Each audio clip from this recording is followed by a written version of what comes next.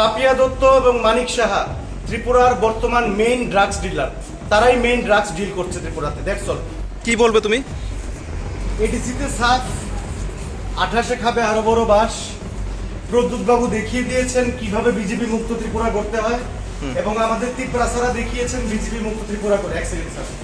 BJP মুক্ত ত্রিপুরা করে এবং এই বিজেপির পরাজয় এডিসিতে এর দায় স্বীকার করে মানিক সাহার দ্রুত পদত্যাগ করা উচিত।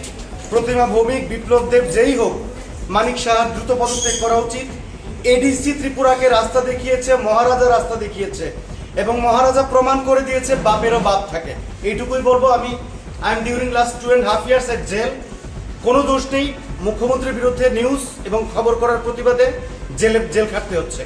এই হচ্ছে ত্রিপুরার কারেন্ট সিচুয়েশন। লাস্ট একটাই কথা বলবো, বারবার করে তোমাকে বিভিন্ন জেলে কোর্টে তোলা হচ্ছে, তো সেই বিষয় নিয়ে যারা সংবাদ মাধ্যম it is not judicial trial. I am facing political trial only. Judicial trial যদি ফেস করতাম এতদিনে বেল হতো। আমার যা ফেস করছি, আমি পলিটিক্যাল ট্রায়াল ফেস করছি এবং এখন বিলোনিয়া ডিস্ট্রিক্ট জাজ গোবিন্দ দাসের কাছে আমি যাব। ওনার কোর্টের প্রতি আমার কোনো আস্থা নেই। ইন্ডিয়ান জুডিশিয়ারি সিস্টেমের প্রতি সম্পূর্ণ আস্থা আছে, কিন্তু এই কোর্টের প্রতি আমার কোনো আস্থা নেই। এটা জানাতে আজকে বিলোনিয়া এলাম। Thank you.